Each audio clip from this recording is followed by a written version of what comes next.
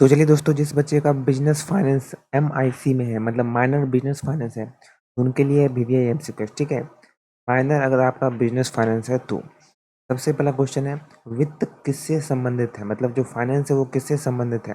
Option आपके सामने दिया हुआ, राइट आंसर क्या होगा इसका, मैनेजमेंट फंड, मतलब धन का प्रबंधन। ठीक है सर। अगला है, the main objective of business finance is, व्यवसायिक वित्त का मुख्य उद्देश्य क्या है।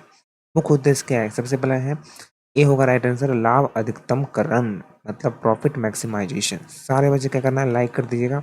अपना भाई समझ के आप लोग रील्स लाइक करते हो लेकिन वीडियो को लाइक नहीं करते हो, है ना। तो सारे बच्चे का रिक्वेस्ट करते हैं हम, लाइक जरूर कर दीजिएगा।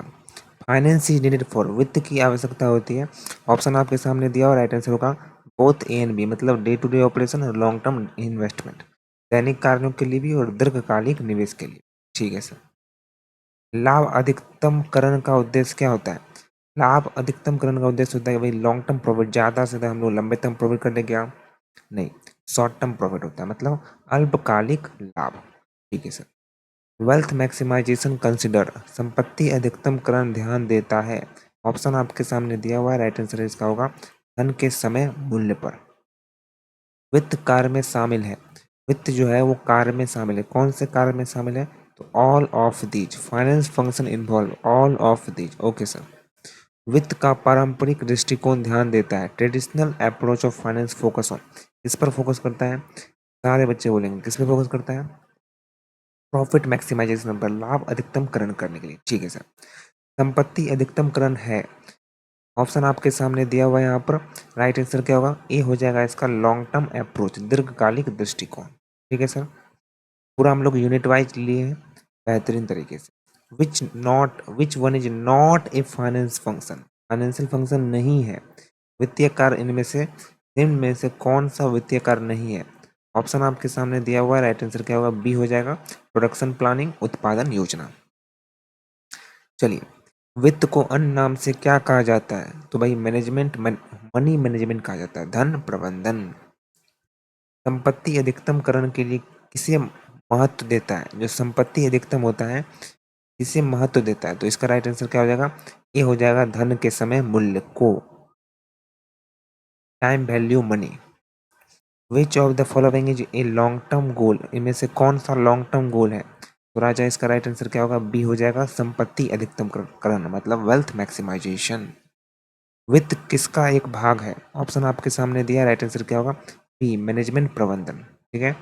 लाभ अधिकतम करण की एक सीमा कौन सी है, which of the following is limitation, कौन सा लिमिटेशन है, तो राइट आंसर होगा ए इग्नोर रिस्क एंड अनसर्टेनिटी, जोखिम और अनिश्चितता को नजरअंदाज करता है। निम्न में से कौन सा वित्त का आधुनिक दृष्टिकोण है, which of the following is a modern view of finance. Option आपके सामने दिया है, राइट आंसर क्या होगा, वेल्थ मैक्सिमाइजेशन, संपत्ति का अधिकतमकरण ही वित्त का आधुनिक दृष्टिकोण है, मतलब मॉडर्न व्यू कौन है, सारे बच्चे बोलेंगे, सारे बच्चे बोलेंगे। जितने बच्चे अभी तक सब्सक्राइब नहीं किए आप लोग क्या करना रहेगा, सब्सक्राइब कर लीजिए, आगे भी वीडियो आता रहेगा, आंसर की भी आने वाला है।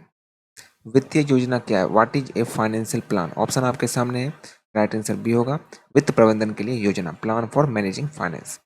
वित्तीय योजना किससे संबंधित है, ऑल ऑफ दीज, उपयुक्त सभी।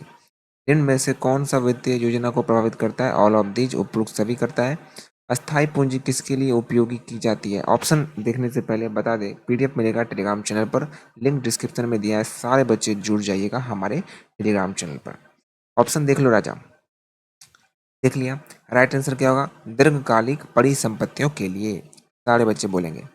कार्यशील पूंजी की आवश्यकता होती है, तो भाई रॉ मटेरियल को खरीदने के लिए, कच्चे माल की खरीदी के लिए, समझे। कार्यशील पूंजी की आवश्यकता को कौन सा कारक प्रभावित करता है, तो ये सारा का सारा उपरोक्त सभी कारक प्रभावित करता है, उपरोक्त सभी। वित्तीय योजना कैसी होनी चाहिए, तो ये फ्लेक्सिबल होनी चाहिए, लचीली होनी चाहिए।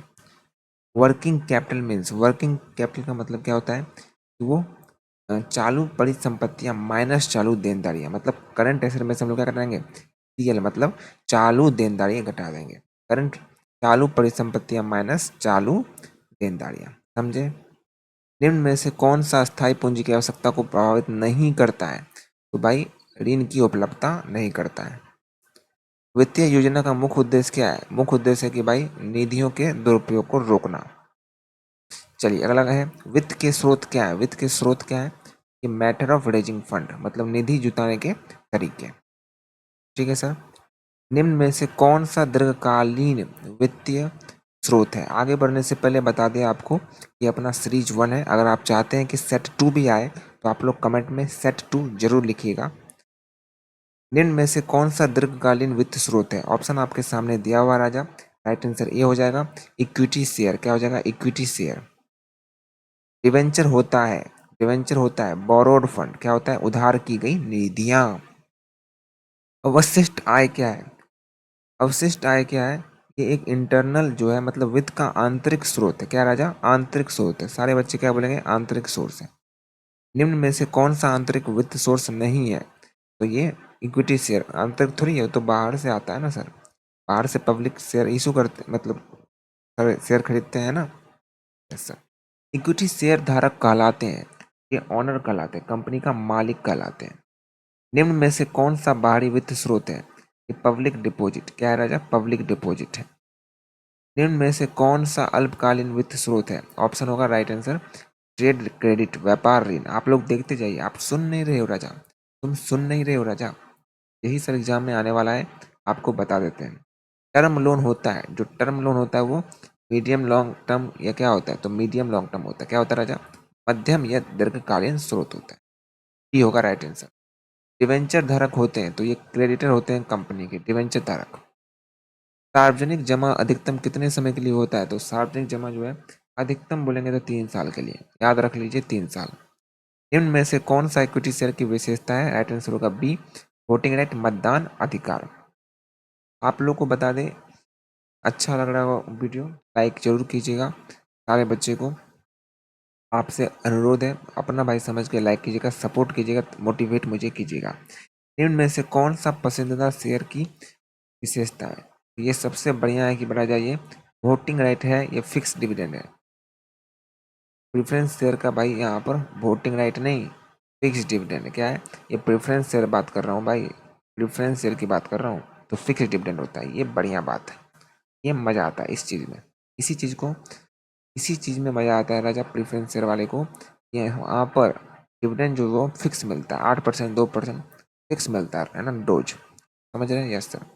बोनस शेयर किससे जारी किए जाते हैं? तो बोनस शेयर वो रिजर्व बैंक सरप्लस से जारी किए जाते हैं। Yes sir.